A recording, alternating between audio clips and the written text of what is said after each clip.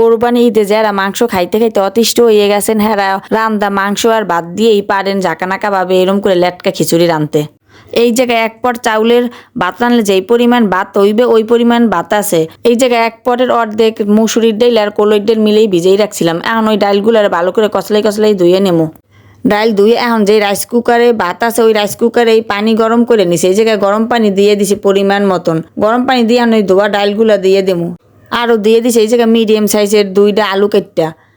এখন এই জায়গায় পরিমাণ মতন হলুদের গুঁড়া দিয়ে দেবো। এই জায়গায় হাফ চা চামচের 1 চামচ দিয়ে দিছি হলুদের গুঁড়া, আর দিয়ে দিছি পরিমাণ মতন লবণ, আর দিয়ে দিব 1 চামচের মতন ধনিয়ার গুঁড়া, আর দিয়ে দিব এলাচ, গরম মশলা আর তেজপাতা। আর এখন একটা দিয়ে দিব বোম্বাই মরিচ, আপনারা যেটা নাগা মরিচ কন। চুলাটা কিন্তু আগেই অন করে নিয়েছিলাম। এখন এই জায়গায় দিয়ে দিব হাফ চা চামচের মতন রসুন বাটা আর হাফ চা চামচের মতন আদা বাটা। এখন দিয়ে সব কিছু ভালোভাবে লাইড়ে চেড়ে মিশাইয়ে নিয়ে এখন এই জায়গায় প্রেশার কুকারে ঢাকনাটা দিয়ে 3টে সিটি দিয়ে পরে চুলাটা বন্ধ করে দিব। যেই সময় প্রেশার কুকারের হাওয়াটা বাইরে যাইবে সেই সময় ঢাকনাটা খুললে নেবো। চুলাটা আবার অন করে দিছি। ভাতটাও নরম হয়েছে আর ডাইল আর আলুও সেদ্ধ হয়েছে সুন্দর মতন।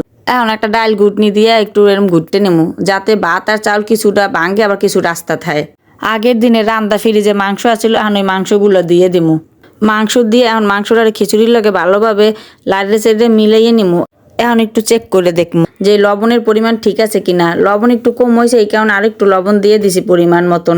এখন লবণটা ভালোভাবে আবার একটু লাড়ে চেড়ে মিলিয়ে নিয়ে এখন এই জায়গায় দিয়ে দিব হাফ চা চামচের মতন গরম মশলা, আর দিয়ে দিব ধনিয়ার গুঁড়া আবার একটু হাফ চা চামচের মতন, আর একটু দিয়ে দিব জিরার গুঁড়া।